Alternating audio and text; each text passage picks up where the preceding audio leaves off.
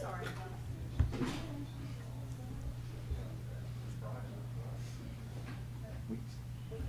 Okay.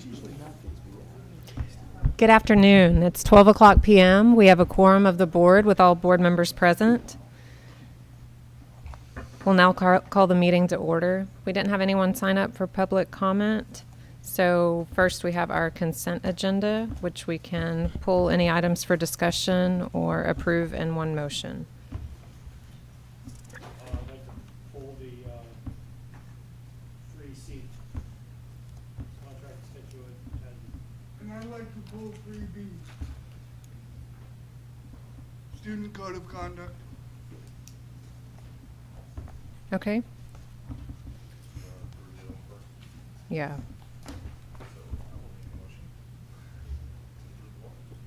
So I make a motion to approve the consent, how do I do that? Just to approve. Approve Adult the meal. consent agenda of adult meal pricing for 2023-2024 school year. Second. Okay, we have a motion made by Jared Krennick, seconded by Kelvin Raven to approve the adult meal pricing for the 2023-2024 school year as presented. All in favor? Aye. Opposed? Motion carries. Okay. 3B, approval of revisions to the 2023-2024 Student Code of Conduct. Right, so I just, it's not necessarily a question, but it's more a thought. I was going through it, and I was looking at the section that was related to discipline of students with special needs, and that statement that is written in there seems a little bit, I don't know what the word is, general or vague, and so I was wondering if we could get a little bit more specificity on how those cases are handled, other than just saying we follow the law. Everybody knows that. I just wanted a little bit more background on that, if you could provide that. Do you have a line number so we can be on the same page with the paragraph and everything? Hang on. So are we approving the code of conduct, or was this just a revision to the current code of conduct? Speak of how that quick. Yes. Yeah, revision. So the code of conduct comes from board policy, FO, legal and local, and chapter 37. It's primarily from board policy, FO, legal. It has to do with your EAP placements, your expulsion placements. It's overall discipline, but again, mainly legal language. What page aren't you? It's the second line in page 5. It's the second category in page 5, and it says discipline of students with special needs. Says this code of conduct applies to all students. However, when enforcing its code of conduct, the district will comply with federal and state laws pertaining to the students with disabilities. So what that's getting to is if the behavior is a manifestation of that disability, then you have to take that in consideration before giving consequences. Right. That's what that's It's referring to. it's meant in the code of conduct, because that is law, to be broad so that local entities can have in their student handbook and their disciplinary policies how you actually handle it. They don't want to mandate how to handle certain things. Right. So they leave it broad on purpose so that local policy then can come in and tell us how we're going to handle those. Exactly. So do we have our own set of guidelines that we follow within the special ed department within these cases? We So do. they, Oh, go yeah, ahead. so they have to follow the IEP of that Right. child, Okay, which includes discipline. For example, ADHD, very, very common disability. You would not want to discipline an ADHD child for being hyper. Right. Correct. Exactly. Yeah. That's the disability. So you want to be cognizant of that. Right, so maybe that is great clarification, that the IEP is followed, and I know that, and I understand that. So maybe something in that statement, it can be added in accordance with the IEP of some sort, so Okay. that direction is there. Does that make sense? It does. Okay. And I think the IEPs are part of the federal and state laws, right? So Correct. that's part of, it's stated, it's just not in those. On, really, this, again, because this comes from Chapter 7 and FO Legal, we're given a template. Every district I know across the state uses this same template.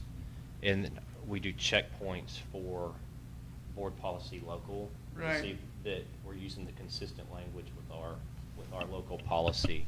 The only changes I saw this year, to answer Jared's question, Senate Bill 37 had the definition change a little bit with hazing.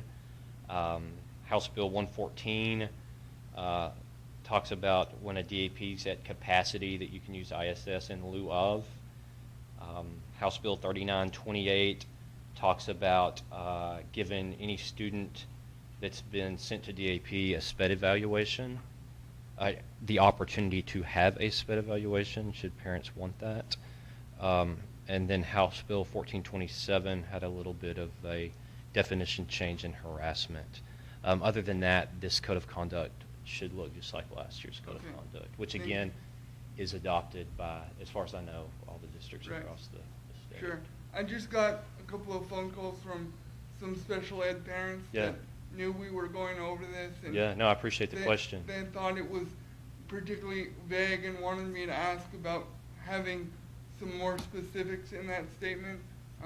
So I appreciate your answer. Yeah, and, no, it's and it makes sense, and I'll go back to them and explain. Yeah, no, it's a good question. It Yeah. just, it's there for their protection that we should consider their IEP before taking any discipline action. Absolutely, that makes sense. Yeah. Yes. Yeah. We can wait, let's do the other one, Yeah. and then we can do one motion to approve both of them.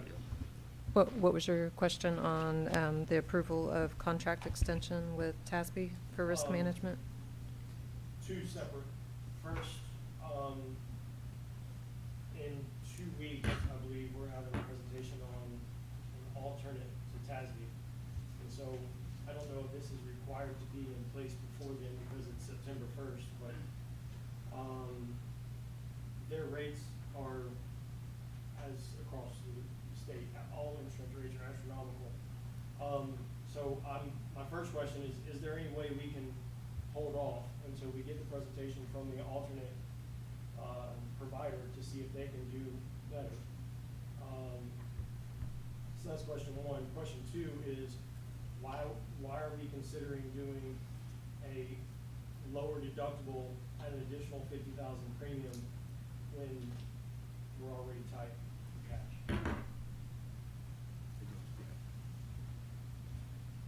So, we'll do the deductible first. It was decided to go that 50 because of where we're going to be with fund balance. If we were to have an event that we claimed, and to draw out a fund balance of $1 million instead of $500,000 is, in our mind, was worth the $50,000 in premium. To answer the question, the alternate, we can go out for bid for property and casualty. My experience, or I'll say this first, to my knowledge, this board has not directed the administration to go out for bid for property and casualty insurance. Has been with TASB for many years. In my experience, going out for bid, you won't get anybody to bid it. Nobody wants to write school district property and casualty. Even TASB is not writing any new policies. So if we go away from TASB 1 year, we won't go back to TASB the next. Yeah, I apologize. I didn't have my mic on for any of That's that. And that's fine with me. But TEE is coming to present on the 21st, and that is one of the things that they have said that they do very well, which is offer insurance, and they have beaten rates. So I feel it would be in our interest to at least listen before we renew somewhere else and see if they can help with not just this, but everything else that TASB does. So if I may, Yeah. if it's the will of the board to go out for an RFP for casualty insurance, then that's the process we need to do for procurement laws, not necessarily just go with one entity. If they decide they're gonna put in for the RFP and supply us with a bid, then that's great. I'm gonna echo what Thad said. In my experience, especially right now in the time where insurance claims and insurance premiums are escalating, there's not a lot of competition out there. You pretty well got what you get. But if it's the will of the board to go out for an RFP, then that's what we will do. Our insurance runs through August 31, restarts on September 1. If TE is wanting to do that, respond to the RFP, then that would be great. Yeah. Is there any disadvantage to going with RFP? If we do that, will we lose what we have with TASB? Or will we be subject to a higher rate if we call? So if we decide to go RFP now, we'll be uninsured until we make a determination on those proposals. We don't want to be uninsured. No. How long is an RFP? How long will that process take? You post it out for a certain determined amount of time, a few weeks, long enough to give any of the vendors the opportunity to look at our district and see what it would cost to insure that and then run it back. So typically, that's a 4 to 6 week process, I would say, from start to finish. So this That's is it. just brought too late, I guess. We don't have any other option. Because it's just, I mean, the premium's going way up for everybody. It Yeah. makes sense to at least see if there's somebody else, especially if we have somebody who has said, yes, we do provide and it will be less. Historically, they've been less, so that's why I invited them to come. I guess we're a little bit too late on that. It's just, it seems like with insurance increasing, that it makes all the sense in the world to try and see if we can find a lower rate for the same stuff somewhere.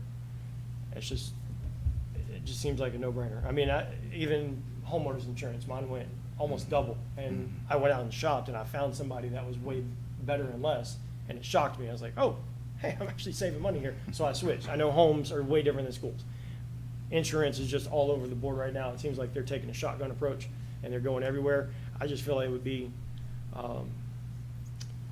And I'm not sure It's a bad idea. that entity, whenever we first started looking to get them to come give a presentation, it said coming the end of July is when that would be available. So it wasn't something that was available. yeah.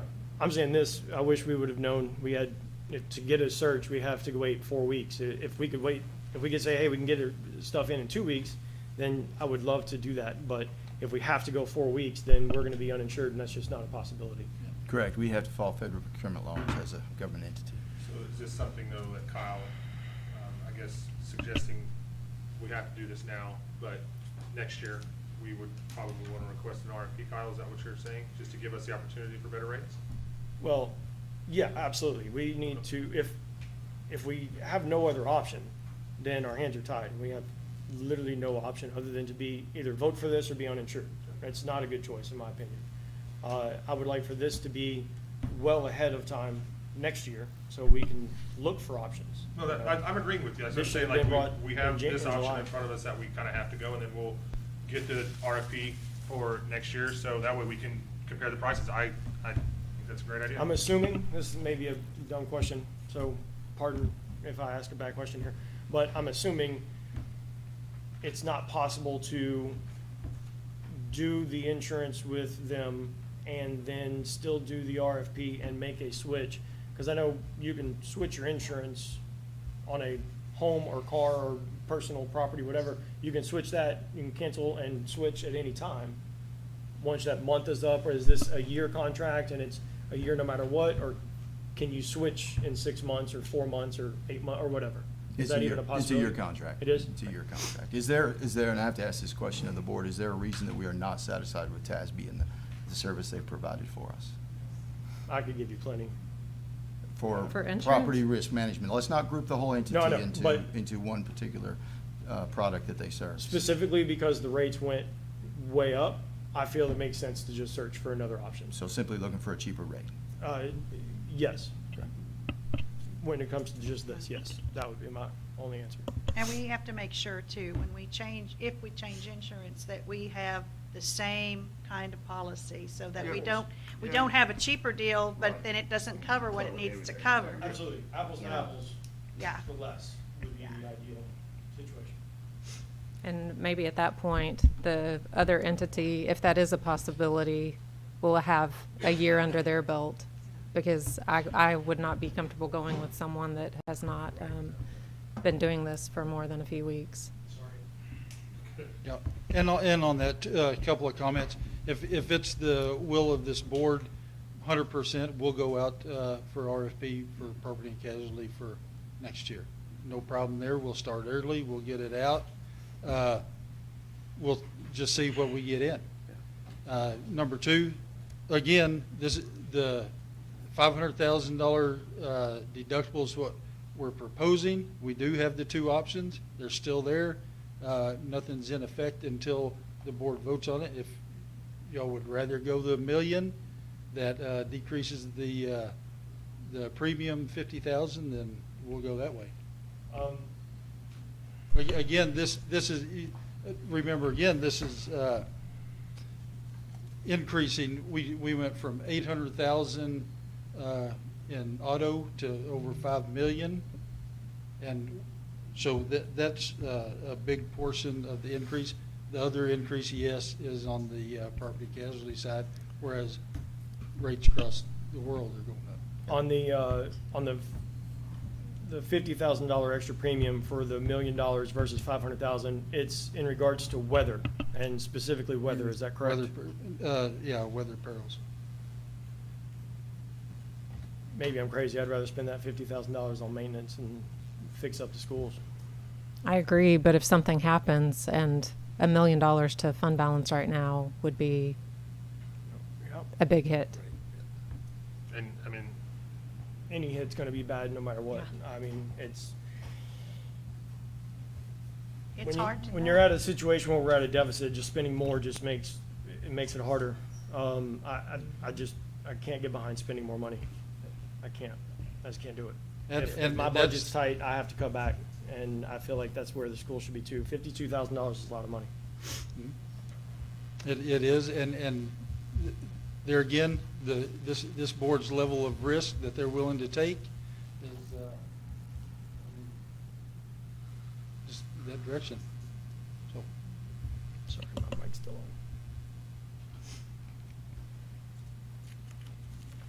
Any other thoughts on changing the deductible? If only we knew what the weather was going to be and what the dangers We were wouldn't going need to be insurance. and all of those His- things that we just don't Right. know. That's why you have insurance. You don't know. You don't know. You don't Yeah. I mean, it's hard. Kyle brings up a really good point. I mean, $52,000 is a lot of money for the district right Yep. now. And do we really have horrible incremental weather in Brenham? I mean, it's once in a blue moon that something actually happens. But then again, I keep going back to what we just add an entire bus fleet that we are now 100% responsible for. So it, He increased the bus fleet from, what, up to 5 million now, right? For mhm. auto? Yeah, So we have that the covered. buses are covered. Right. so this is just for the. Just for the, Well, Property it's damage? included in there. Okay. Yeah, that premium amount covers Said property value. all our property, Liability and all casualty, liability, auto, cyber.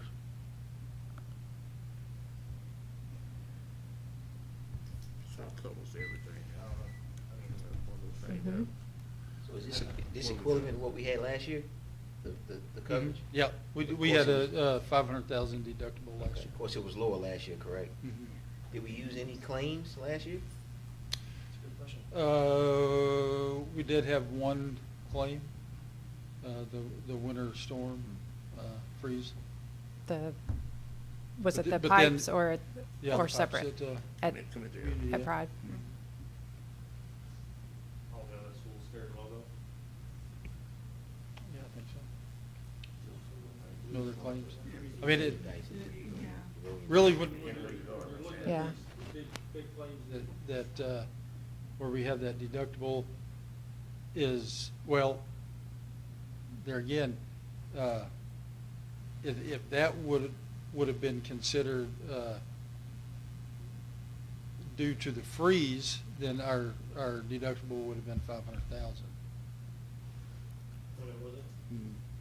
So how did you claim that, and what was the expense? Wear and tear on the equipment, I believe it went through.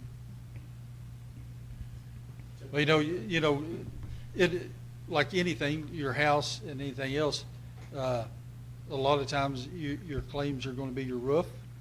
If a big hailstorm comes through, we have to replace a roof.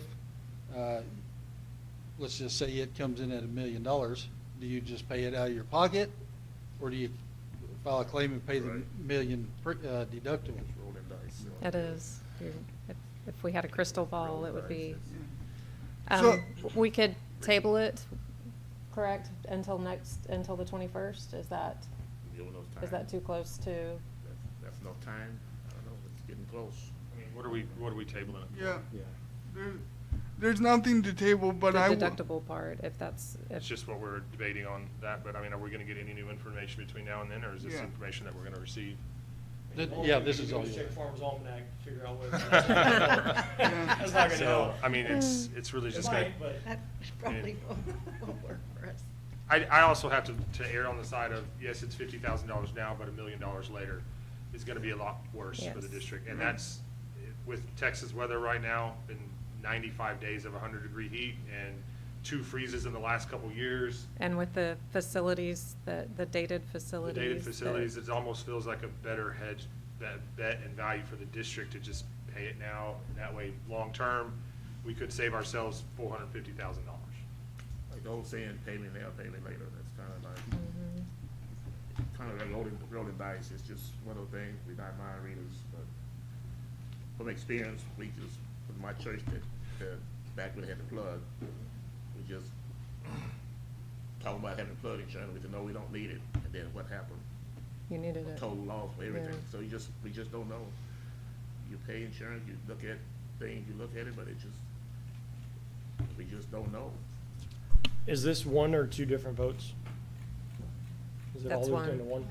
So I would ask, this sounds like a have to right now at the moment, which I understand, but I would ask for next year that we are given appropriate notice and time of needing to do this, and potentially going out for an RFQ on other insurance rates and other opportunities that we can explore and see if something is a cheaper rate down the line. It may or may not be, depending on where the economy is. But I would ask that exploration be part of next year's discussion. Okay. So what are the wishes of the board? I think what Kyle's getting at is There's no way I can get behind them. I know, that's what I was about to say, was if we could I'm assuming table it and split it, so that way he doesn't vote against the code of well, conduct. I could be in the minority, I'm the only one, I don't know how everybody else feels on the 500. I think I'm pretty vocal on how I am. It's either uninsured or TASB, which is we're between a rock and a hard place in my opinion, so that has to be done, but the deductible, it depends on what, I'm just one of 7, so it depends on what you guys want to do. I'm definitely not in support of that deductible, but, I remember being in college and having to go from $500 to $1,000 on my truck, and it scared me, because I didn't have $1,000 to pay for a broken windshield if I had one. But I took that chance, and it was what it was, and I get it, sometimes you gotta have insurance, sometimes you also gotta, do the right thing because you can't afford the insurance rate. Let me clarify something Jared said. We can split those two votes, so code of conduct can be a separate vote and then a separate vote for TASB. And we can, as Thad has mentioned, if you guys want to change the deductible, we can change that. Nothing's in concrete until you guys have this discussion. We write down what you guys, the wish of the board are, and you take a vote on that. So it doesn't have to be both of this combined as to code of conduct and TASB, risk management. Code of conduct, I don't think that's a problem, right? Yeah, no, Just to clarify. it's clear. TASB, I think, is kind of a have to be, it's just a deductible we have to figure out. I keep forgetting to turn the mic on, sorry. Okay, so it sounds like we want to vote on the code of conduct and then sit on the insurance until the 21st, is that? It's up to the board. We can vote on it now, if we're ready to vote on it now. I mean, it's a risk either way. I mean, one costs money upfront and one could cost us a lot of money if we need it. I mean, it's just like any time you have insurance and need to use it or don't need to use it. If we were to table that to the 21st, is there additional information that you would need in order for you to make a better decision? Not for me. No. Okay, so- It's just a matter of if it's gonna be 6-1 or 7, I mean, or if there's anybody else that agrees with me or not. I could be the Lone Ranger here and that's fine. I could be the Lone Ranger here and that's fine. I'm okay with that. I don't know how anybody else feels about it. Well, we So can, young- I mean, if we wanna, if someone wants to make that motion, then we can vote, and if we, it'll pass or not pass, it's up to the board. And just to clarify, is the motion for the 50,000 towards the 100,000 deductible or not? That's what we need to Right. clarify in this. If it's as presented, it would be Right. for the The 50,000. yes. Now, is it Correct. possible for me to just make a motion to approve the code of conduct so we can get that taken care of? Mhm. Okay. Well, then I'd make a motion to approve the revisions to the 2023-2024 student code of conduct. I'll second. Okay, You we have get it, a you get motion it. made by Kyle Hafner, seconded by Jared Krennick to approve revisions to the 2023-2024 Student Code of Conduct. All in favor? Aye. Opposed? The motion carries. Okay, next for the, Do we want to make a motion for the other one? Cam? I'd like to make a motion to approve a contract extension with the Texas Association of School Boards for Risk Management Services for property liability and auto insurance for the 2023-2024 school year, with the $500,000 deductible, extra $52,320 cost. Second. Okay, we have a motion made by Jared Krennick, seconded by Kelvin Raven to approve a contract extension with the Texas Association of School Boards for Risk Management Services for property, liability, and auto insurance for the 2023-2024 school year. And what was the second part that you? I just repeated the price of As 500. presented? Yeah, Okay. yeah, as All in, presented. as presented. All in favor? Aye. Opposed? Nay. The motion carries. Thank you. Okay, next we have a public hearing regarding the proposed application for high school equivalency program and to review the performance of the program proposed under this application. And Assistant Superintendent Clay Gillentine will present this. Thank you, Mr. Lane, Superintendent, members of the board. I've got Dr. Woods here with me as well. If you'll remember last week, I brought to you the optional flexible school day program. That's the PRIDE program. This is the HISEP program. It's the high school equivalency program. We are required to have a hearing here that proposes the application. You have that in front of you, as well as a review of the performance of this program. So just a little bit about that.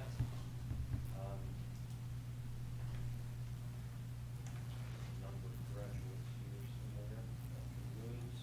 This past year, we had 17 graduates from the HISEP program. You can see a total of 22 students were served. Dr. Woods has written that appendix 3 for you. Said the academy actually began in 2011 and 2012. You can see the growth there. HISEP program meets from 12 to 4 in the afternoon with a certified teacher. HISEP students work independently in a program whose curriculum is designed to assist them be successful on the 4 core areas. When the student successfully finishes the curriculum, they're given a voucher to take one of the 4 equivalency tests. We would like to continue with this, is that they continue this process until completion of the program. You can see to qualify for the HISEP program, you should be at least 16, the risk of dropping out of school. Of course, the parents should agree that the student should be in the program, and at least 2 school years have elapsed since the student first enrolled in grade 9. questions for Dr. Woods, that's my recommendation that you approve this request for us to submit an application to the TEA for the HiSET program to continue. This is just a renewal. Nothing's changed. We're already doing it just like it That's is. We correct. just have to We've done redo that. Since 2011, Okay. 2012. Is that the equivalent of the old GED That's program? correct, yes, Okay. ma'am. I have a question on the ADA. We only get credit if they're there for the full 4 hours. Is that correct? That's Okay, correct. so if they are there for 3.5 hours, can they still get credit for what they're working on, but Yes, then ma'am. we don't get We the don't get ADA? tenure credit. And what are we gonna do differently next year so that we're keeping them for the whole 4 hours? I mean, if that's a I feel place like- where we've yeah, seen, Yeah, we've worked really well with Dr. Woods to really provide more structure for that program. We've got, with Pride and HiSEP, we've got the morning program from 8 to 12. Pride students as well as HiSEP are 12 to 4. Pride students, if they're doing the half day, they have to hold a job. They have to show proof of that job once every 2 weeks. Once every 2 weeks. Once every 2 weeks. Send a check stub or some other form, and to get the doctor, you have to be there 4 hours. Or you have to pay for the test yourself. I okay. know he has dedicated a staff member, he told me he dedicated a staff member to That's basically. the afternoon, that's their primary duty, to make sure they're working and make sure that they come on a regular basis. But to answer Mrs. Lang's question, to chase down these students Yeah. that are not showing, as well as students that may have not shown documentation of With employment. HiSEP, you only have an amount there for a limited time. You get a semester to complete the program, because it's 4 tests, so it's basically a test a month. And if you're not there within 10 days, then you can be removed. And these are the students that really struggle in classrooms, so they're really motivated to finish this and get out. Thank you. Are the employers on board with making sure that they're at school for 4 hours? Yes. Not, because, you know, if you got them pulling, that would not be good. And, you know, they have to, you have to get a signed application from your employer, sign note saying that I'm on board, that we're allowing them to work these hours, and then come to work. Any other questions? And we'll need, if, I know nobody signed up from the audience, but it is a public hearing, so if there's any questions or comments, I guess. Okay,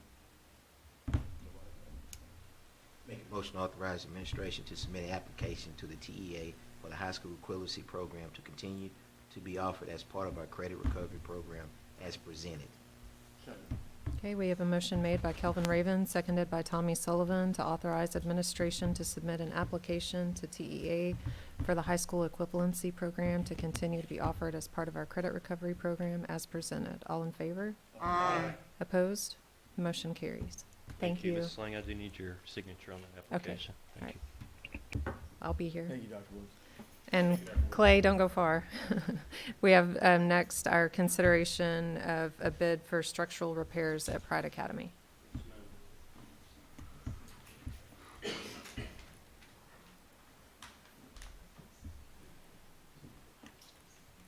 So this is, this goes back to the conversation you were just having a little bit earlier about the water damage claim. This project will be funded by that January 3rd, 2023 water damage claim. I've got the board doc as well as a quote there for you to look at. This project is part of it's a structural design that was created by, well, Hunter is here. Hunter, you want to come here with me, please? And Katie Birch. Hunter is with CJG Engineers, and this was kind of under the umbrella of Katie and Plan North, so she's here as well. If you have any questions about the structural design, Hunter, again, designed that. We took that design, we put it out for bid. You can see the two quotes we have there. We tried to get quotes beyond those two. Paul, there's Paul there you can talk to. Trying to get those quotes in. But we've got two quotes there recommending Collier Construction. You can see it was significantly lower than our other quote. But again, we bid that out according to Hunter's design. Do you have any questions for me or Hunter or Katie about the work that needs to be done there? I saw the pictures. I didn't crawl under there, but I saw the pictures. I didn't, I wish I would've. Crawl under there? Well, I would've crawled under too. You could have fixed it while you were there. So just to be clear, this money is money that we already have that's allocated specifically for this project and not money that we're spending on top of it, correct? This is the water damage claim that Just insurance money. Yeah, I wanted to clarify to everybody here that we're not taking money out, We spent money on the carpet, That's correct. right? And did we spend any on the AC? No, not yet, okay. And then this, so those two combined leaves us how much left Yeah. for other insurance claims, and what else is needed? What other work is left? I've got a tally of that. I can get that spreadsheet. Paul's been keeping that for me, but yeah, Okay. we've done some painting over there. We've put in some carpet. Auditorium looks beautiful. If y'all haven't been in there, it looks. Yep, ceiling tile work, okay. I guess. We definitely would like, we would like to, if y'all haven't been in those restrooms, we'd like to touch those restrooms with some of this insurance money as well, so. But as far as what the, excuse me, as far as what the water damaged, from top down, everything came down, beams and auditorium, carpet, floor, all that stuff, ceiling tiles. Is this gonna be the end of what's actually needed for this job? And so Yes.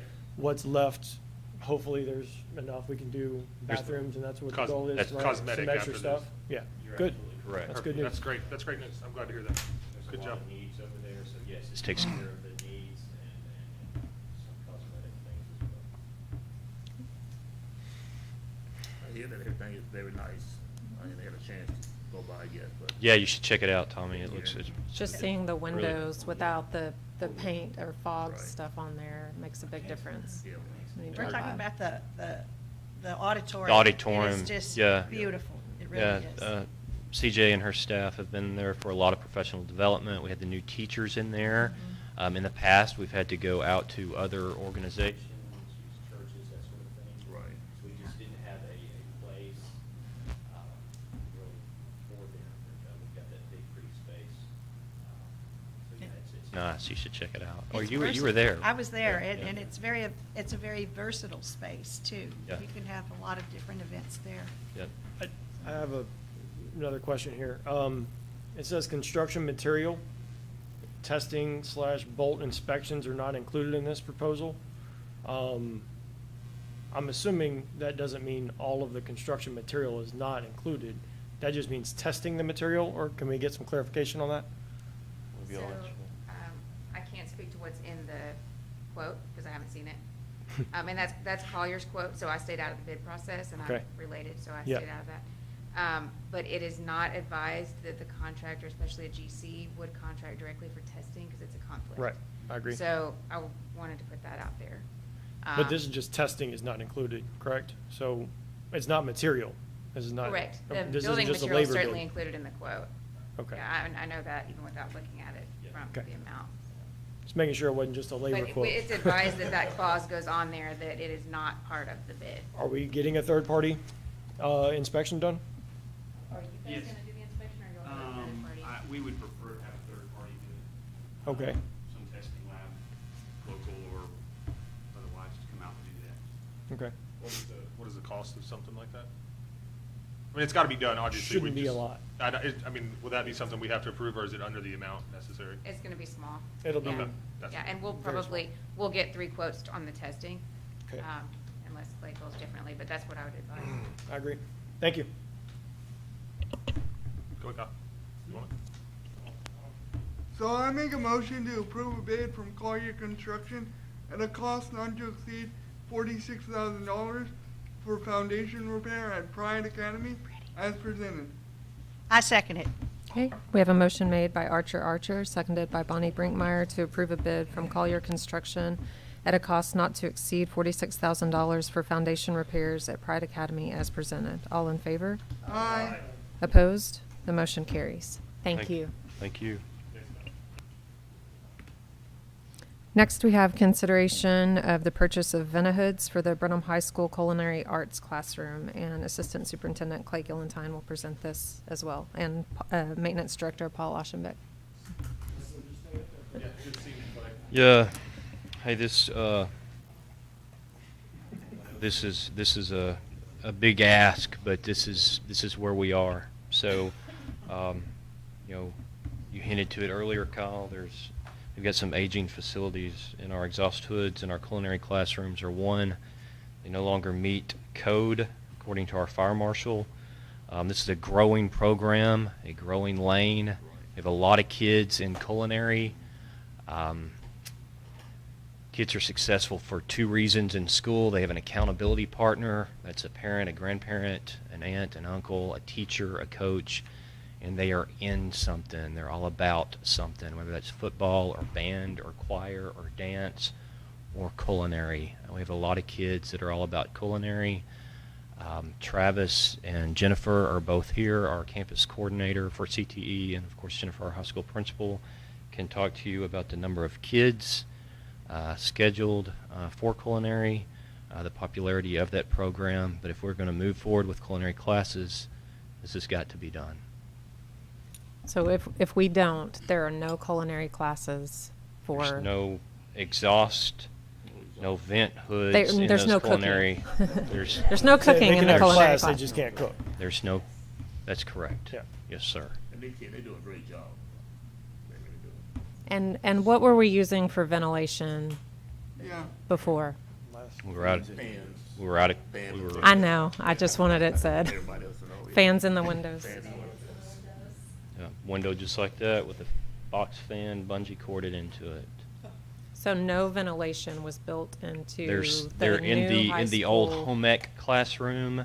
There are some residential style Venahoods above those ovens, but they no longer meet code. They're not the commercial. When did they go out of code? That's a great question, Archer. I don't know the answer to that. I can tell you what we have is original to that high school from the 90s.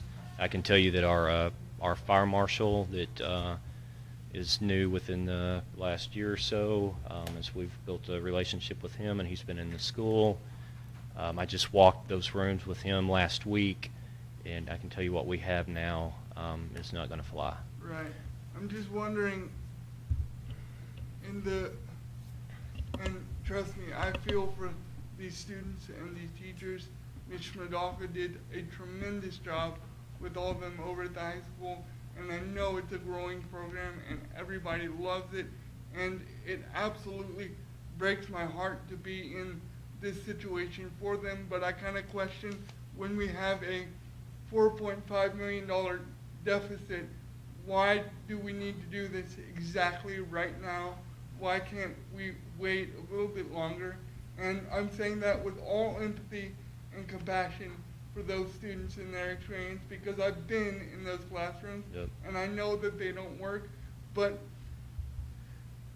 as everyone knows, it's a tough situation for our district right now, and I cannot justify spending this money at this moment. That's just where I am at. I completely respect your stance.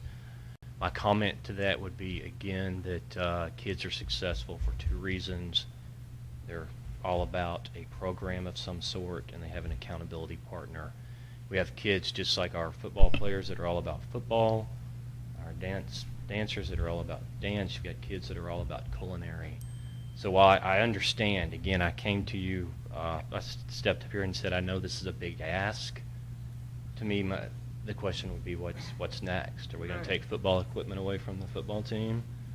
If they had a need, my point is taking opportunities away from kids is not. I respect where you're coming from, but I don't know that that's where we save money. Jennifer, can you? Oh, I'm sorry. Go ahead. Go ahead. So it's the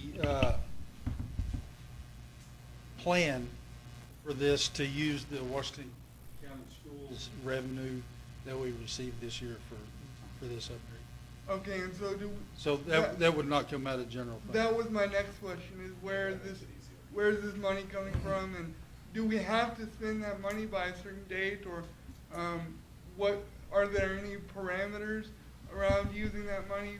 What does that account look like? So that there are parameters on that money built into the Texas Constitution, and that is, we have to use it to pay off debt or make improvements to buildings. Okay, and has there, again, just thinking through this, not trying to go against kids or against school or anything, but I has. sure didn't mean to imply that. No, I appreciate it. Has there been any thought about just doing one, only one? Let's answer a few questions from Jennifer, we can, before we get to that. So Jennifer, will you tell them how many kids we're talking about, please? So currently enrolled in the culinary arts part, which is the kitchens that we're talking about, the labs that we're talking about, is 191 kids. There's 187 students in the intro to hospitality, which means they're going to feed into that culinary program next year. And these 191, 167 of them are only in the first or second. So they're going to continue on to the next lab space, and then those 187 are going to come up to the first and then continue through the second. So theoretically, you're looking at 370 kids in the next year that are going to be in those labs that we're talking about. So currently, those are 2-period blocks. So they're in the lab for 2 periods because of the contact hours for CTE. And in those blocks, we have 4 teachers that are teaching double-blocked classes all day. So it's not even like, even with the 3 labs, right? Every lab all 3 labs are being utilized all 8 periods of the day. Okay, gotcha. Couple of labs are actually like 4 or 5 are being used in a period, but because it's that first level of it, we can do the contact hours a little less and overlap them a little bit so that they don't go into that lab every day, so that we can rotate. And with the master schedule, we kind of figured out how to weave that through. But currently, it's all 3 labs, all 8 periods every day. Let me add to that, too. We've been working on this for quite a while. Paul has looked at it extensively at every possible option we could do, from the Habitat for Humanity building that's behind the high school to see if that's better, more of a long-term solution. We've known for years that our culinary arts classes, and Jennifer just named the amount of students that this impacts, are taking culinary arts in a home ec room, right? The other one's just a classroom that for the last however many years, they've used hot plates. So I agree with you. It's never a good time to spend money, but $160,000 to provide our students with simply what the fire marshal requires, I understand. I think is money well spent. It's to make a shift now. We will not have a culinary class Wednesday of next week. Right. And these students they get certifications. They get their ServSafe certification, so they are ready to go out in the community and work, to make a living immediately upon taking these courses. And with commercial equipment is what they need, commercial level equipment is the ability to do that, right? This residential makes it harder for them. So. And Archer, I understand where you're going on that. It's a tough decision. However, we got to help all kids. And if it costs $100-some thousand, it is what it is. I've had the opportunity to go, and I'm going to call her Little Camel because that's what she was when she was in school. But she's outstanding. She's a certified chef, if I'm not mistaken. And so going in those schools and see those kids cook and they're proud of their product, I'm all in on that. Question on the code. I'm not sure if commercial is the same. I would assume it is because it comes from the same state regulation, but code's usually updated every 3 years, then implemented the 3rd year. So right now we're building based on the 19 code, even though a new one was passed in 21, and when the next one comes out in 24, then you adopt the one previous to that. So you always skip a code.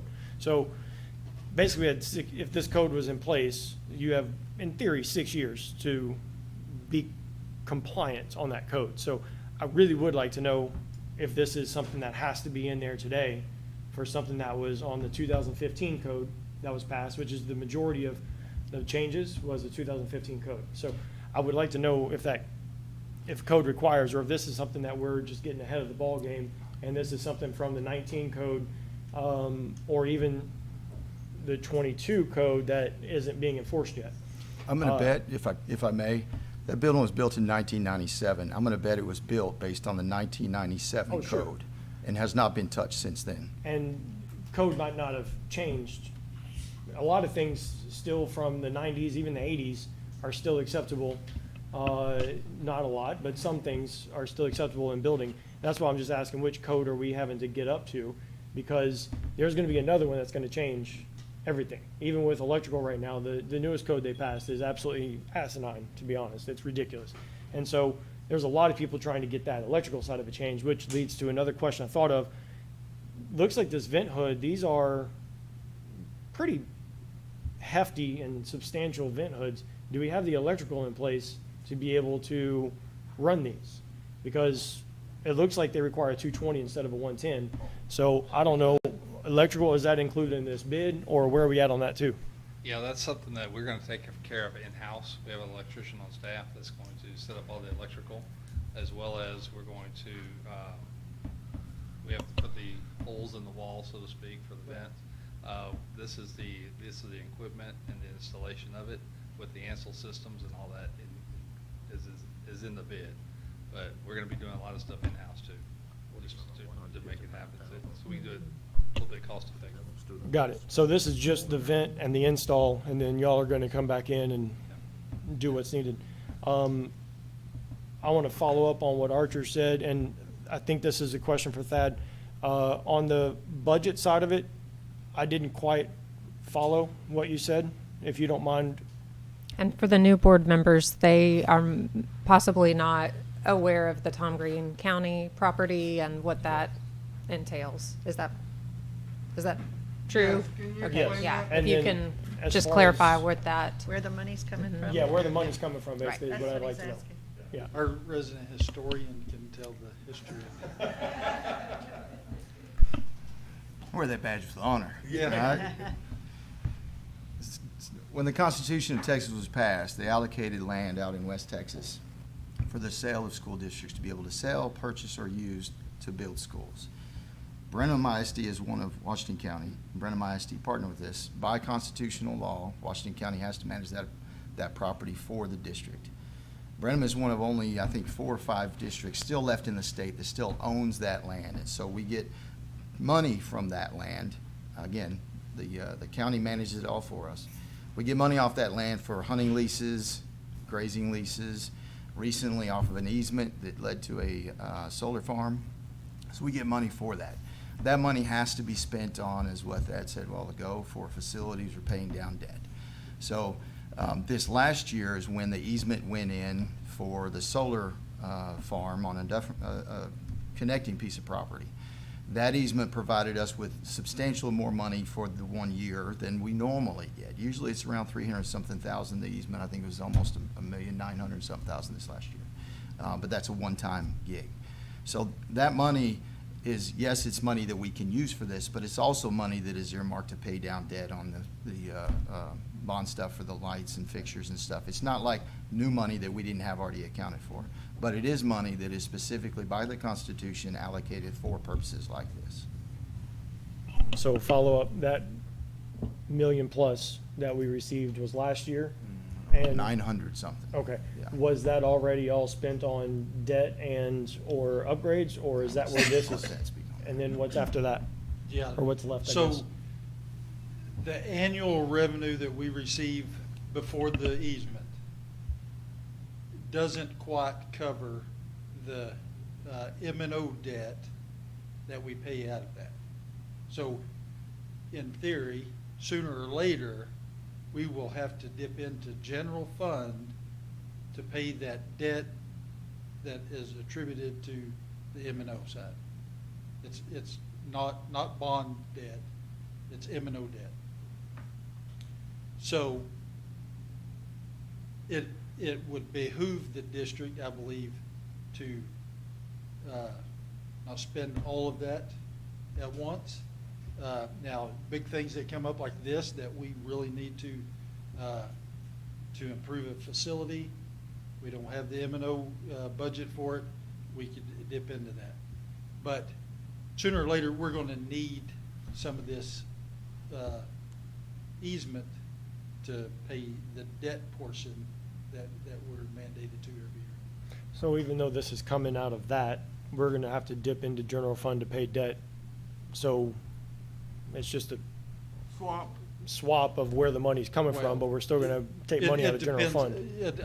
Again, I can't see in the future and see what that revenue stream's going to look like. For one reason, we don't control the use of that land. So yeah, it will be years, but before we wouldn't have enough to cover the M&O debt. And again, this is something that would have been covered if the bond had passed. Sorry. So it's coming out of, one more thing to come out of our regular budget. How many kids were in the program last year? Like, what is the growth of this program? Didn't bring last year numbers, Jared. Well, I mean, like, it what is CT bigger. Last year we had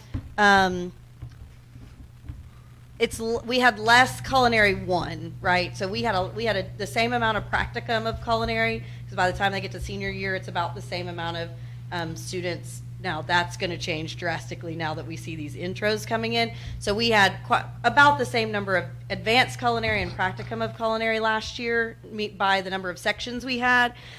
We had less culinary arts section, which is the first double block. Now this year there are 1, 2, 3, 4, 5, 6, 7 culinary arts sections. There were only 4, I think, last year.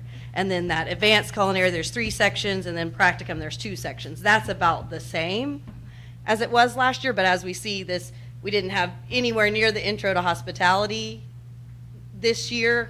Actually, we had about the same. So that's, again, now we're seeing this 191 and 187 coming up on a consistent basis. Because this is CT, are they weighted different? No. What grade level are we? So that intro to hospitality that's got the 187 kids in it for this year, that's a freshman generally class. They take it to decide if that's what they want to do. So you're going to always have a few that you lose because they get in it and they're like, no, cooking's not for me or whatever, right? And then the culinary arts, advanced culinary, practicum of culinary, they're going to be your sophomore through seniors as they progress through the And I know program. we're talking and looking at the dollar amount here, but like I was saying, college is not for everybody.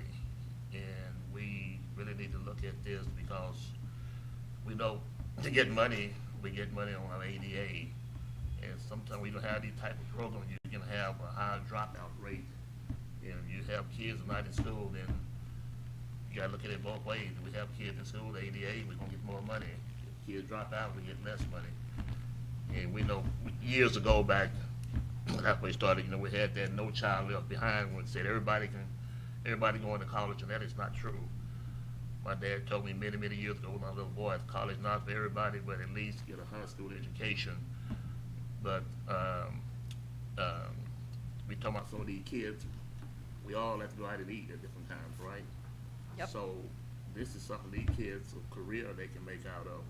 So we really need to, we talking about this smaller dollar amount, but we lose 10 or 12 of these kids, but that can pay for what we're talking about now. So we really need to look at this and make sure we do, that's what our job is, do what's best for the kids. And I know what you're saying, that we know we're tight with money budget-wise now, but this is something I think is a win-win for our district and for our students. So let's be very careful. Let's see if we can really make this work.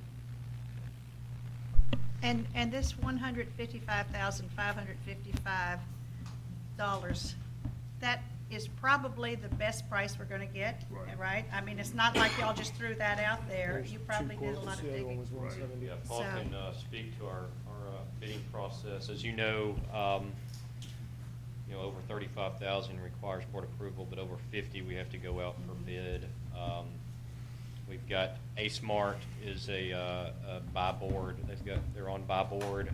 That satisfies the bidding process, but listen, we know where you are. We're in the same position and have the same questions. So we went out anyway to get some other pricing. You can see that we were able to get one other price that, they're almost $20,000 more than the one that we're recommending to you. Paul tried to get a third quote and never heard back from the company. Yeah, I'll just speak to that for just a second, is getting bids these days has been very, very difficult.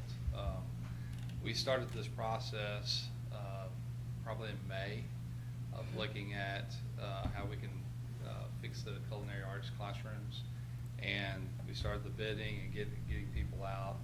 I had a third vendor come, actually called him and stood me up twice for meetings. And so finally the second bid I got was out of Henderson, Texas, quite a ways away from here, but just happened to know somebody that knows somebody that knew somebody that said, hey, come down and give us a quote. So I feel very confident about the pricing that we have here with A-Smart, especially with being through Buy Board. But it's very, very difficult. Same thing on the community ed project. It's very hard to get people to come out these days and bid. I don't know what's going on. I mean, I know what's going on, but at the same time, it's like we're trying to get the best pricing we possibly can, and we just run into hurdles all the time. So. Well, and if we did purchase the Venahoods now, that would be in place for at least a while. I don't know how long. Yeah, the whole project, the way we looked at it was to get the correct ventilation in the classrooms, and then CTE will worry about getting the correct equipment. So the idea is to have a big hood to where they can have equipment on rollers where if they're frying something, so to speak, I don't know if we fry anything anymore, but you roll it under the hood where it's safe and where you can do it. So it's a mobile kind of kitchen versus where Mr. Vidalka's classroom is. Everything is set up, and you're kind of strapped to what you can do. Yeah. So by putting these big hoods in, then they can just roll under what they need to. It's more versatile and that kind of thing. So, and who knows down the road if we do a CTE building behind the high school, those vents could be removed and put back in somewhere else. But it's also a safety issue from what I'm hearing. Yeah, no, it's definitely a safety issue. I mean, if you've been by there and see how they're cooking now, you'd be, oh my gosh, I can't believe we're doing this. So yeah, it's definitely a need. Just like you, Kyle, we go through our house with needs and wants, and this is one of those that it's just a need. It's just bad timing, but it's all we can do right now. And this wasn't just something that we decided to do, right? It's the No, fire no, marshal yeah. came in and said, you don't have a... Right, and, we go to we look for guidance. It's not my expertise.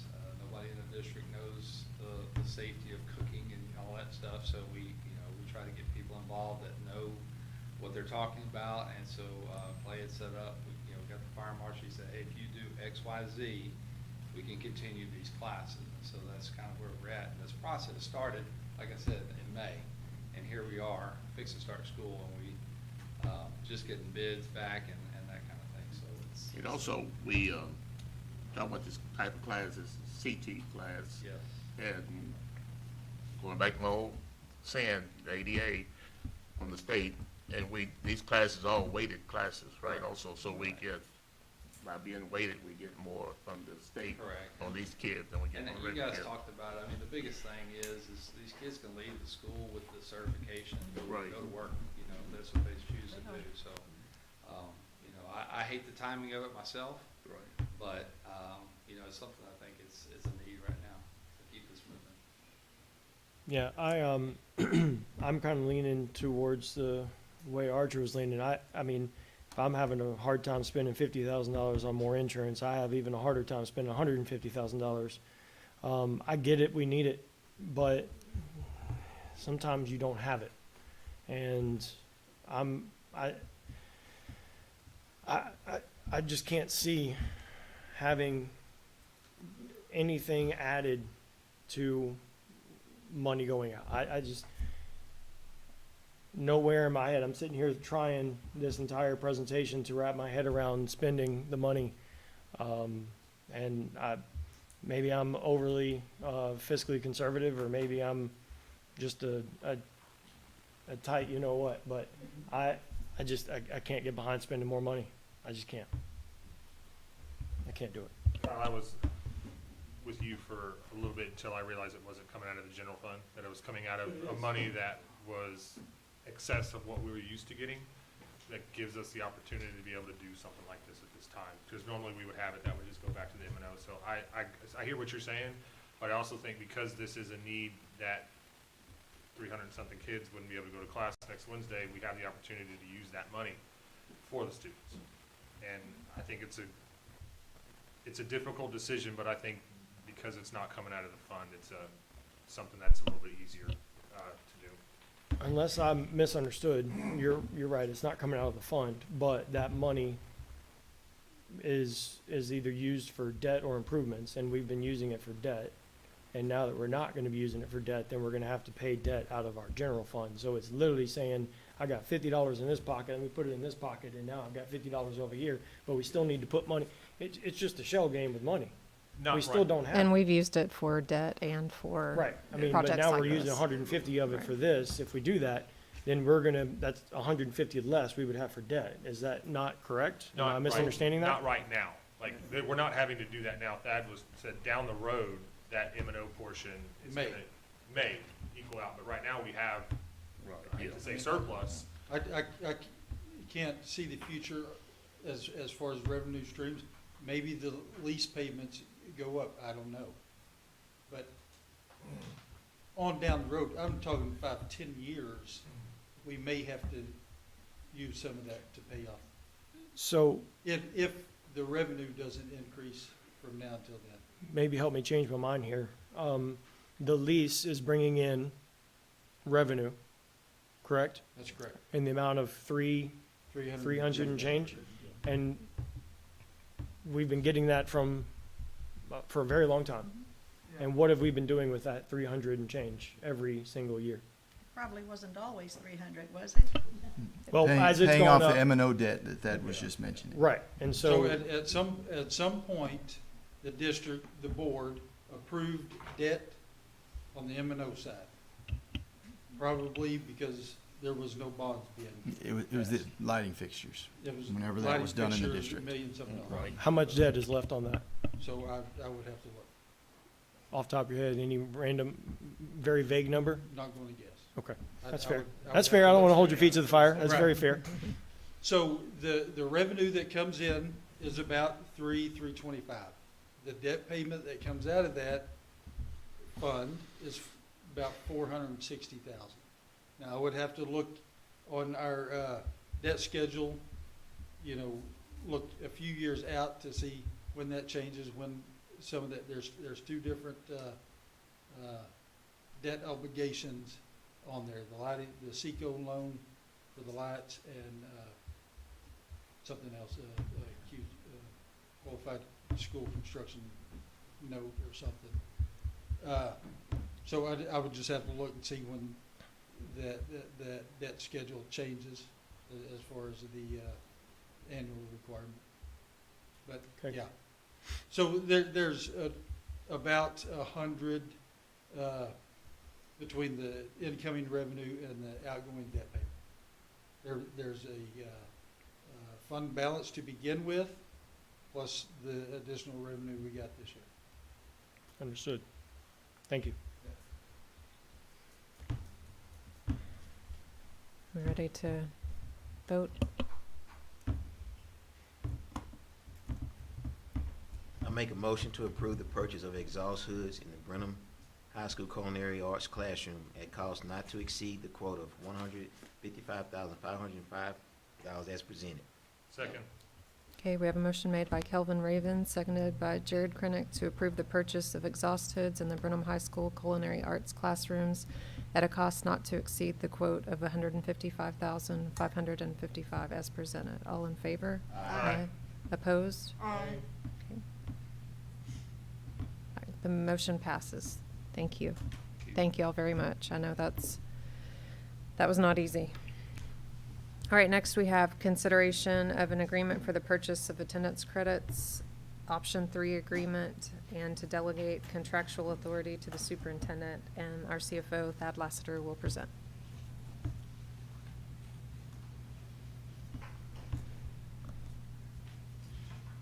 Yeah, so each year, because we are considered a Chapter 49 property wealthy district, we have to make an election of how we want to my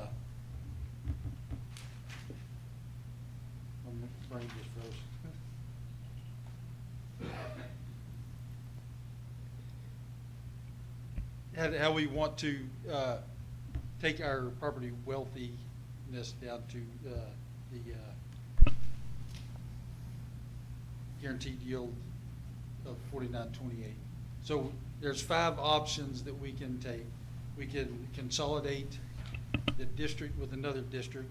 We can detach property and give it to another district. We can purchase attendance credits from the state. We can educate partner district students, or we can consolidate our tax base.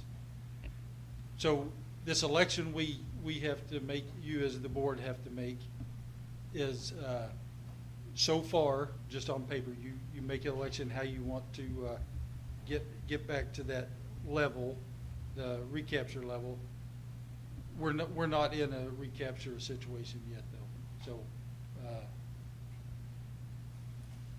So the only, in our minds, the only feasible option is option 3, the purchase of attendance credit. I don't think we want to consolidate or detach property. Let me speak in real plain terms on this one. The state, when you reach a guaranteed yield or a yield based on your property values that exceeds the guaranteed yield, you have to pay that money back. It's recapture. We're in a fortunate situation right now that we are what's considered a gap district. We are property wealthy, but we don't have to pay anything back yet. They'll let us know later in the year if we actually have to pay something back. What the state requires is that local entities then say, if you have to pay something back, how are you going to equalize that wealth? So basically, the state says, we're going to take your money back. Which pocket are we going to take it from? So as Thad said, you can consolidate with another district. I don't believe that Brenham ISD wants to consolidate with anybody. You can detach some property and say, we no longer want this property, and that'll bring our wealth down. I don't believe that's an option. I'm going to skip number 3. Number 4 is you can educate partner district students, in which you bring them in and you send that wealth. So it brings your numbers up. And I'm not talking about a transfer situation. It's a drastic number that you would bring in to be able to educate them. We don't have the room anyway. Or you can consolidate your tax base to say this portion of our tax base is going to go somewhere else. So really the only option, and I would say probably factually 100%, unless there's some leftovers from back in the early 2000s, every district in the state that has to do a recapture is option number 3, in which you simply say we will pay the state for those attendance credits that brings us up to the ADA or WADA, weighted average daily attendance, to the point that now we are leveled the guaranteed yield. We don't exceed it, we're not below it, we're leveled it. So that's really the only option that's on the table here. We have to have this approved before we can set our tax rate, because it drives our tax rate. So, This is a what-if scenario, basically, right? well, it's a what if, but it could very well be very possible when TEA looks at all of our stuff and later, as late as the spring, says, okay, you are now property wealthy and you do have a recapture amount. So this prepares in case that happens. Brenham's been a gap district for quite a while, so. Makes sense to me. No problem. Got none of those. Something that's not. I learned this from TASB. You learned I that, did, yeah. I did. Man, that was hard. Oh my gosh, okay. All right. I'll handle this one. Oh, it's a mouthful. Volunteer. Nobody's volunteered for this one. All right. I make a motion. Hold on, where am I at? I make a motion to consider. Where am I at here? 7. Number 7. Okay. I make a motion to approve for the 2023-2024 school year, we delegate contractual authority to obligate. No, that's all right. That's all right. To obligate the school district under Texas Education Code TEC 11.1511C4 to the superintendent solely for the purpose of obligating the district under TEC 48257 and TEC Chapter 49, subchapters A and D, and the rules adopted by the Commissioner of Education as authorized under TEC 49.006 This includes approval of the agreement for the purchase of attendance credit or the agreement for the purchase of attendance credit netting Chapter 48 funding. Second. Okay, we have a motion made by Jared Krennic, seconded by Archer. For the 2023-2024 school year, we delegated contractual authority to obligate the school district under TEC 11.1511C4 to the superintendent solely for the purpose of obligating the district under TEC 48-257 and TEC Chapter 49, subchapters A and D, and the rules adopted by the Commissioner of Education as authorized under TEC 49.006. This included approval of the agreement for the purchase of attendance credit or the agreement for the purchase of attendance credit netting Chapter 48 funding. All in favor? Aye. Opposed? The motion carries. Wordy. Yes. Okay, next we have consideration of resolution and, I'll speak on it. okay, and Dr. Chaplin will lead. Okay, on. item number 8, we're going to push to the 21st. This is a resolution to defease the calling of redemption of certain currently outstanding obligations for our bond. This deals with our INS. We are waiting on the documents from our financial advisor and those attorneys to get us the resolution. That way you know what it is you're approving. So we'll push that to the 21st. We have not received those documents yet. Okay, next we have our proposed budget workshop and discussion, and CFO Thad Laster will lead.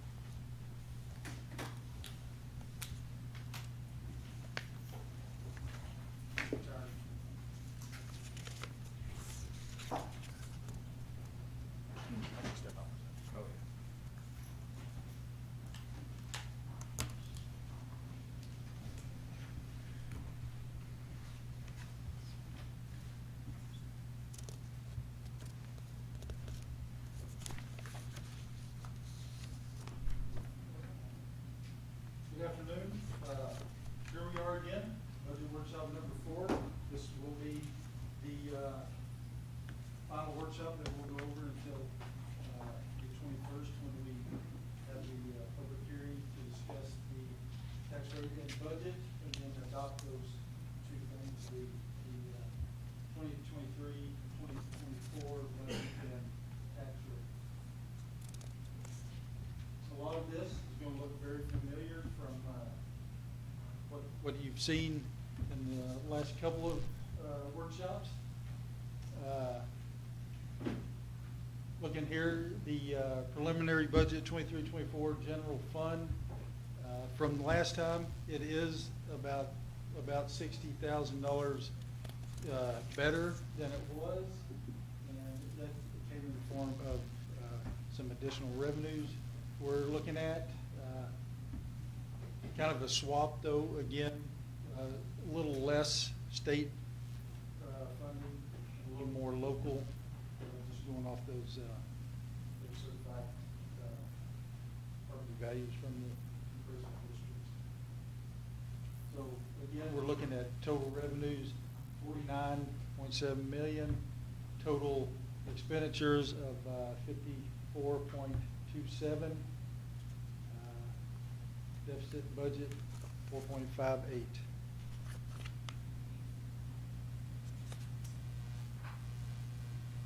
And the same numbers, again, you've seen the same spreadsheet, looking projected ending 22-23 budget compared to our proposed 23-24 budget.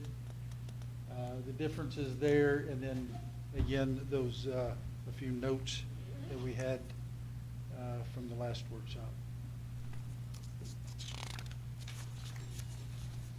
Next slide here is proposed tax rate.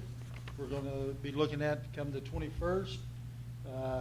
As you can see, I'm comparing here 23-24 to the 22-23. We received preliminary maximum compressed rates from TEA on the 3rd. And we came in at 63.93 cents MCR. We can add those 5 golden pennies that we've talked about several times. That gives us a total M&O rate of 68.93 cents compared to 22-23 of 85.46 cents, 16.53 cents reduction in the tax rate. Looking at interest and sinking rate, keeping that at 8 cents. It was 8 cents last few years, variance of 0. So our total, what's now called the voter approved tax rate, or VATR, total of 76.93 cents compared to last year, 93.46 cents. And again, that variance, 16.53 cent reduction in rate. So this is the notice of public meeting for the proposed budget and tax rate. This will go into the newspaper this week. I'm waiting on Diane Watt, the Chief Appraiser of Washington County, to fill in these last few numbers to get this posted. Again, another section here, waiting on numbers. Here's a side-by-side proposed budget web posting. This is the summary of our budget that we are legally required to post on our website. We'll post this the same day that notice goes in the paper. And this includes all the funds that you as a board will adopt. So this is including general fund, debt service fund, and child nutrition.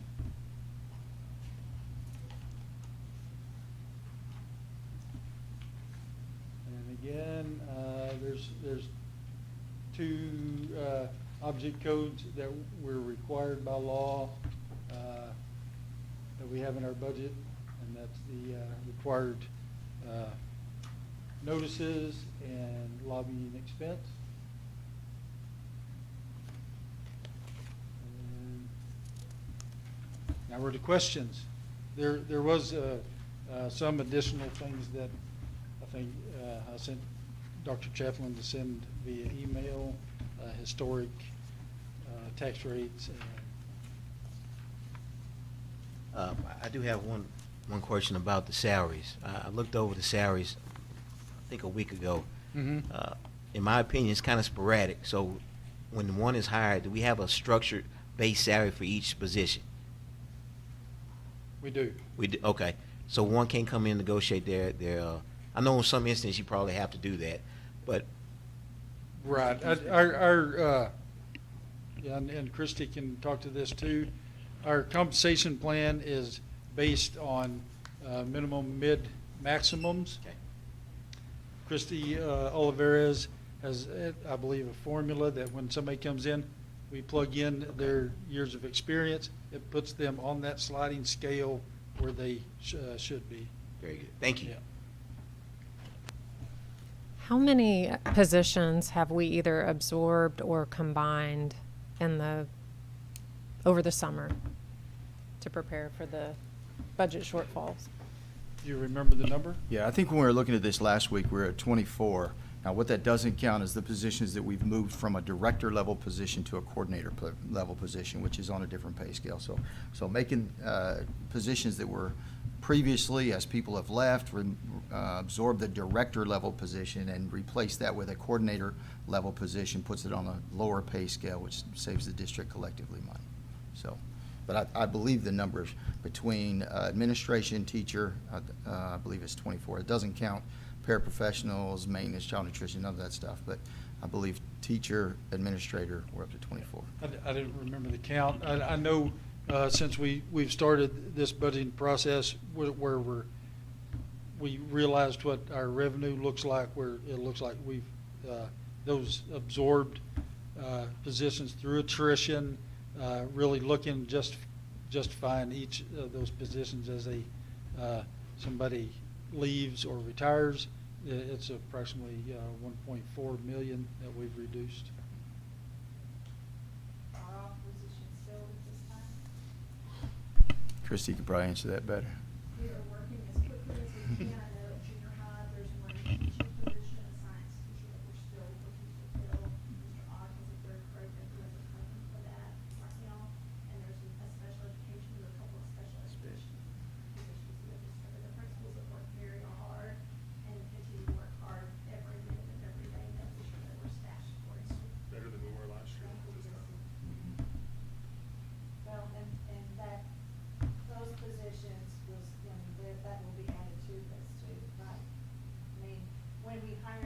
Those positions are included in this budget. Oh, they are, all right, Okay. okay.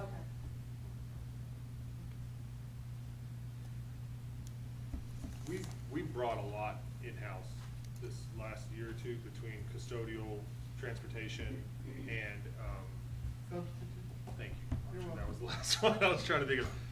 Is there a comparison on what, was added to the, our in-house pay and the contractual pay? Like, can we, is that something that was significant, or are we starting to see the benefit of bringing those in-house on these, on the budget? Because I know that was a big push for us. As far as total numbers, Mhm. yeah, I mean, bringing the subs in-house, just right off the top, it'll save 330,000. After the initial start of the transportation, there'll be quite a bit of savings there.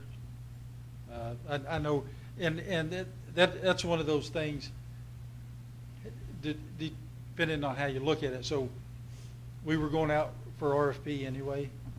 So at that time, our current provider was going to be $1 million more this coming year than they were 22, 23. So we kind of have to look at that when we compare what it's costing us in-house and what we, so 3.9 was kind of the lower on those RFPs that came in for transportation services, and we'll get it done. What is it now, three million? Transportation went up close to $1 million. Would've been a- Transportation was going up $1 million, yeah. Which kind of justifies what we Right, just why spent on we the went fleet in a way. in-house. I'm for it. I just want to make sure that we're able to show everybody that, hey, we are taking these steps. It may not be here now, but we want to be able to show them the difference Down the between road. what we were contracting, what is in-house, and the savings between the two, to Down. show that we were already being proactive, and the decisions that we've made were made with the best interests of the future of Brenham, and not just because we wanted to have more people on staff. Yeah, I agree. I mean, when you look at it that way, especially in my office, it's more work to have more people on staff. So it's easier to contract services out. But you pay for it. But Yeah. those contracting companies are making money. They're not doing it for Right. free, so. And they're gonna keep going up, Yeah. you know. Transportation, $1 million, Plus, another $1 million, half a million. next We year. were able to cut contract fees, but also what we were able to do for those employees by being able to give them the ESSER bonus for the maintenance whenever they came in, and being able to give them a slight increase in wages was, and still save money, which is crazy that we were able to do all that for them. I have a question, I'm just not understanding the number here maybe. Let's see what page this is. Page 3, on the, it says preliminary budget, and then it's got 22 and 23 in the first column, and then proposed 23, 24. So local revenue is dropping, I'm trying to see my fingers. Mm-hmm. Is proposed or expected to drop from 29, or excuse me, from 37 to 29, Correct? but we're expecting an increase from the state by Correct. 6. Mm-hmm. I don't understand. Is that because So of that- the yeah, homestead So exemption? that goes back to the This is what? Compressed tax rate. compression. No, I understand the drop, I don't understand the increase. Why are we Right. getting more from the state? Because of the equalized fund, I mean, that teeter-totter, the scales of justice. To balance out the, you know, what comes to Locally, local, the what less comes they- from state. When the state compressed the tax rate, they said, we're gonna compress the local tax burden on the local taxpayer, and the state is gonna pick up the difference. Oh, And right. what we talked about last time as a hold harmless, and the fear that we've had, because historically, the state does that temporarily, and then they slowly take away the state funding and puts the burden back on local. So right now, coming out of this legislative session in which the law compressed the tax rate, and if it passes in November, the $100,000 homeowner exemption, the state says they're gonna pick up the difference between what you were receiving, local and state combined, to what you now receive, local and now state combined. You shouldn't see a loss in revenue, basically, is what they're saying. We will see how that plays out long-term, but that's the switch right there. This one is just reflective of the compressed tax rate because the homeowner's exemption, or homestead exemption is not passed in November yet. So that's why we're getting more, which makes sense. But the fear is 1 year from now. They're not they gonna- could 1 year, say, 2 yeah, years, 10 4 more years. is done, Yeah. and we're gonna add an extra $6 million to the. Right. Right, Yeah. because if you Correct. look at historically what we pay locally, It's always increased. right. And so now. So even though our tax rate is continually being compressed, down. thank Yeah. you, the local is still picking up more and more if you look at it over the years. It's because the state hasn't historically maintained that Yeah. difference.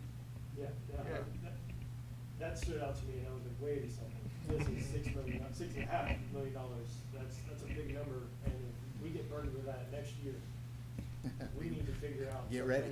kind of, That's always the ready. fear. Anytime they do something like that, they're like, hey, we're gonna do this, but that's why we always ask, how long? What's the time frame? Is it locked in permanently? Yeah. And We're gonna go that's the from- most vaguest thing they have in the thing.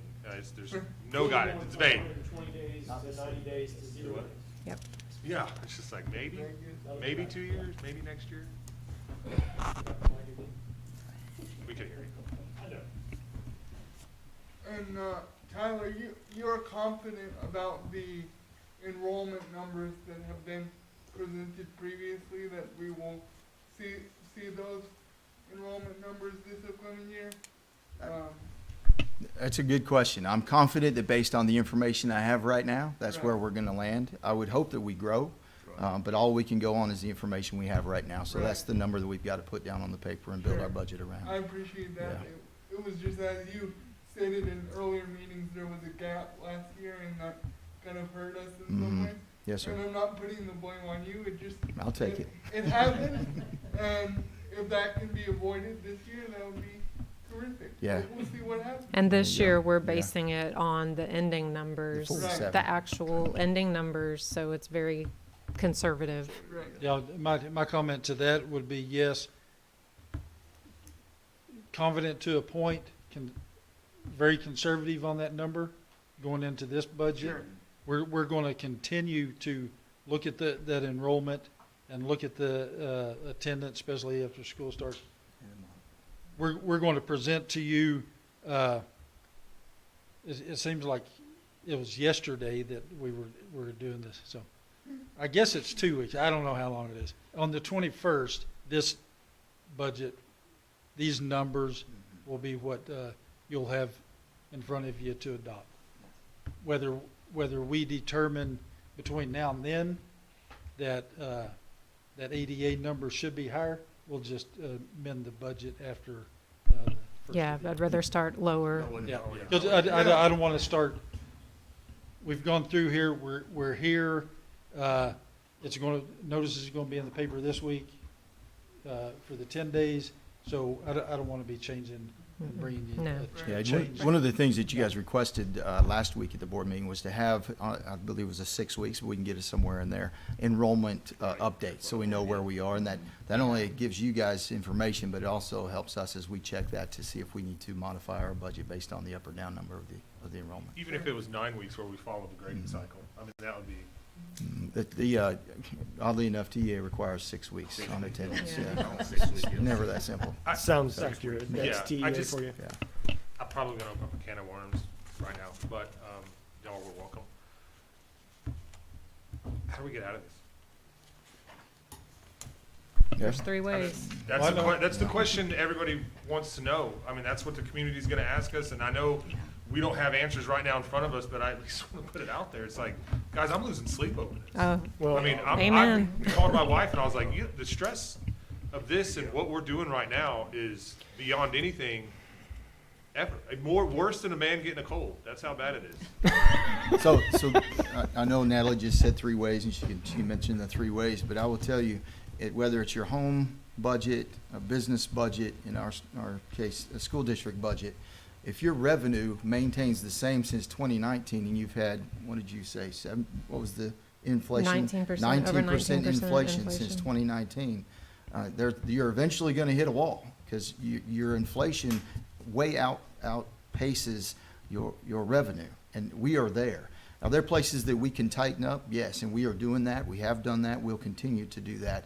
But eventually, you'll reach that breakover point where you need additional revenue. So when there's talk of another there. special session in October, and there's talk that they will take care of teachers, that's the talk. Yeah, right. You know, there's different levels they can take care of teachers. So a fix, I don't know, is done in this room. Let me back up. A long-term fix is not done in this room. It's done in Austin.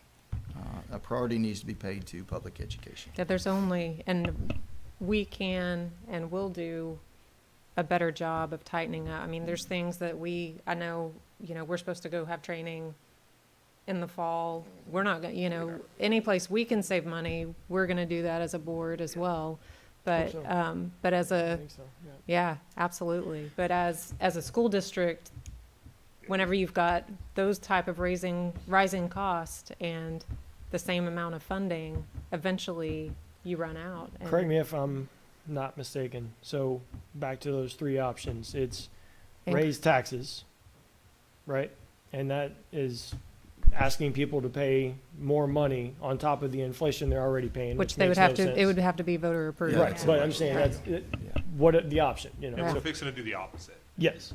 Well, I would never be in favor of raising taxes anyway. And then number two would be a bond, which is just a Band-Aid, right? It's Well, asking for that would be, a lump sum of money. You're about that to would kick help his- with, What? that would, You kick his that would microphone. help us not have to spend so much on facilities. It's a short-term solution So, though, because that's right, just a but Band-Aid. so both of those are still, Right. going It's to like the- asking your neighbor for a loan kind of thing. It still doesn't solve the revenue problem, but echoing Tyler and what we've all said in here, and I know I've gone on my soapbox about it before, about how the state is not doing us any favors. Ultimately, fingers crossed, if they do their job in November, whenever this next special session is, and do anything positive instead of doing everything negative for schools, because they've done, as I'm going to copy what you said, Jared, they have done zero favors to schools this entire year. So maybe they can about face and do something positive.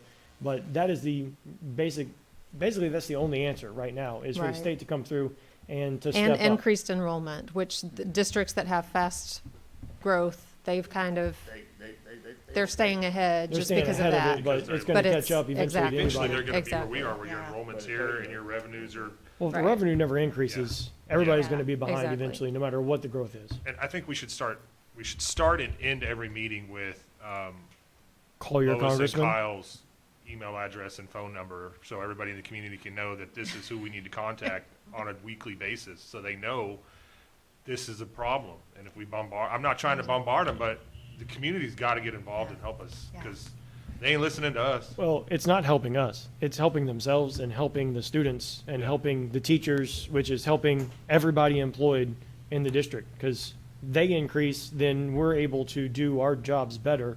And we don't have to fight about spending $100,000 or $50,000 or Or see the results of attrition and the impact on the workload for teachers who are already overworked. And, I mean, we're making, not we, but the state. It is we. Yeah. It's all of us collectively. Yeah. I think the best thing Tyler does is like, how many people in our staff went to BISD? And you see that the people that are in our high school now are gonna be the same ones that are gonna be teaching our grandkids down the road. And it's an impact on the community for generations. Anyway, We have to keep growing. I mean, the only way that we're going to be successful is just to really encourage our parents, our kids, and get the kids in school seats, and make sure that everyone understands that there's only two ways, really only two ways that we can make more money for ourselves, and that one is taxes, which nobody likes to hear that word, and the other one is attendance. the last thing I have is, when you publish this, will it be on the transparency tab on the website right away? So if anybody in the community has. I have a question on, TV's off. It's all right. I'll get, Okay. Everything on here looked like it was, mostly is small little bit more, a little bit less, savings here and there. The biggest was obviously student transportation, which was a big savings. But I did see two pretty big increases here, and I was just curious as to why guidance and counseling took such a drastic increase. Because percentage-wise, that's over a 25% increase in my just rough basic math looking at it. And then the second one, part of that was instructional administration also was a pretty significant increase percentage-wise and dollar-wise, but is there a reason those two went up as high as they did? Yeah, so both of those, there were several positions being funded with ESSER previously that now have to go to the general fund. And going back to Jared's question about these being posted on the transparency page, one thing that that we've discovered in the last few days is the transparency page is only partially populated. So if you click on that, it only takes you through the budget of 2 budget years ago. If you go through the departments page and finances, then it's current, but we need them because whenever you search for it on the website, it takes you to the old one. So that needs to be fixed ASAP so that if people are clicking on one of those, it's going to take them to the same page with all the current information, so it doesn't look like that we're out of compliance with that. We'll get that. Thank you. Thank you, sir. No, it's actually just. Okay, so next we have consideration of approval to set the 2023 proposed tax rate for M&O, and I think there was a correction. There. So it's on. Yes, there is, and this is for the purposes of being able to put it in the paper for the proposed tax rate and the transparency piece. That number on number 10 should be 0.6393. 0.6393, that's what was reflected in Thad's documents, so. And is it correct in the one for the newspaper? Yes, Okay. yes, the mistake was mine when I sent an email. So I have one question of clarification, mainly for the community and folks. We do not have any control over these numbers. They are set. We're just basically doing a vote to say that we have local control, but we really don't. Is that correct? Correct. Yes. Okay. You said it. Yeah, we're doing the opposite of what Kyle suggested, it'll fix the problem. We're lowering taxes. Sounds like the typical state solution. Okay, and just to clarify, Tyler. Yeah, because that is different than what's on page 063 5. is what he said, right? 6393, And what we have on page 6383. on page 5, it's Okay. It's point- 0.6893. 68 is the 5 cents need to be added in there, so 0.6893. That's it, your number? What are you looking at? Number 10 for the set proposed 23 tax rate on the M&O. I see So I'm looking on page 4, total M&O rate, 0.6893. What is on page 5? Page 5 is different. 6883. Yep, page 5 is 6883. So Okay. we need to know That's the one, which. 6883. We'll do that one wrong. So which one's correct? So we don't make an incorrect. Is it the 6393? Which one is correct? UCR is 6383. That's the compressed rate required by the state. 6883. So page 5 is correct. Yes, it says, page 5 says 6883, and then our INS is .08, so 6883 and .08, correct? Okay. Got it. So this is correct, right here on page. Yes, five? that's correct. Okay. Page 4. Page 4. Page before that. Yes, I got sir. it right here. On this one.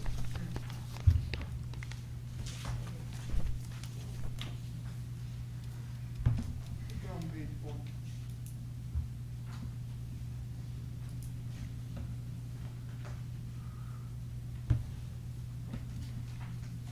motion for this too, I guess, right?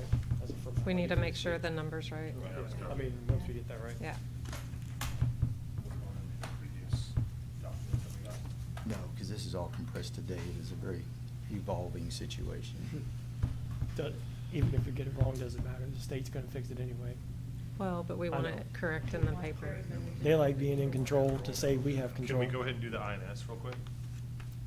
Yes. While Thad's getting Yeah. us in. Yeah, okay, so I'd like to make a motion to set the proposed 2023 tax rate at .08 for interest in sinking INS per $100 valuation as presented. Second. Okay, we have a motion made by Jared Krenick, seconded by Tommy Sullivan to set the proposed 2023 tax rate at .08 for interest in sinking per $100 valuation as presented. All in favor? Aye. Opposed? The motion carries. 6883? So page 5 is right.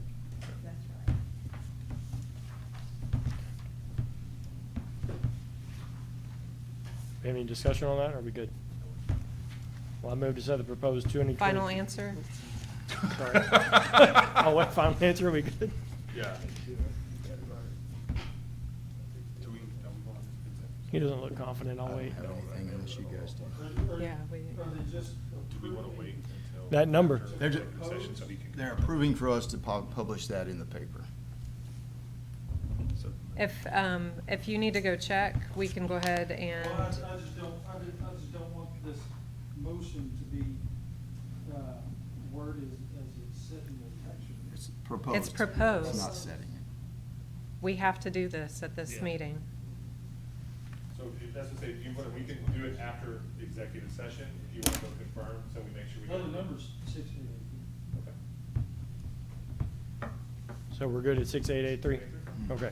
Well, I move to set the proposed 2023 tax rate at .6883 for maintenance and operations M&O per $100 valuation as presented. Second. Okay, we have a motion made by Kyle Hafner, seconded by Jared Krenick to set the proposed 2023 tax rate at .6883 for maintenance and operations per $100 valuation as presented. All in favor? Aye. Opposed? The motion carries. Okay, next we have the setting the time and date for the public meeting to hear public comments. And I don't see a place for a motion in that, but I thought that did require, no? Okay, all right. And that's what will be provided for the media and on our website. So let me speak on that for a second. We are going to get this, again, we're waiting on the public notice from the tax office. She should get that to us this afternoon. She's been out of town. When those numbers are filled in that Thad showed you, we'll send it to the media, and the media can publish that out on Thursday. I'm looking at you, Lucas. Can publish that out on Thursday. I'm told if we get to by this afternoon, at the very latest, 9 o'clock in the morning, that could be in Thursday's paper. As long as that hits Thursday's paper, the August 21st date is okay. And will you send that to us as well? Yes, When it's yeah. complete? Okay.